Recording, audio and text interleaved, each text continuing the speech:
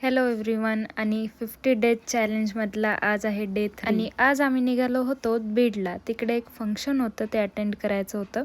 म्हणलं जाता जाता आपण नाश्ता करून जाऊया. त्यासाठी आम्ही नाश्ता करण्यासाठी इकडे थांबलो होतो. गरम गरम इडली वडा आणि डोसा घेतला आणि परत निघालो बीडच्या दिशेने.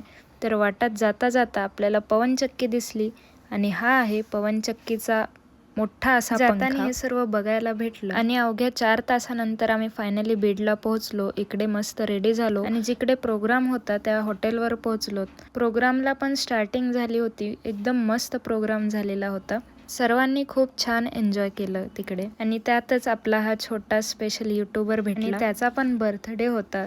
सो तिथे बर्थडे सेलिब्रेशन पण झालं आणि त्यानंतर मस्त सर्वांनी डान्स वगैरे एकदम झिंगाटच झाला आणि सर्व अटेंड वगैरे करून आपण निघालो परत सोलापूरच्या दिशेने. असा हा आपला व्लॉग होता. चला तर मग बाय बाय.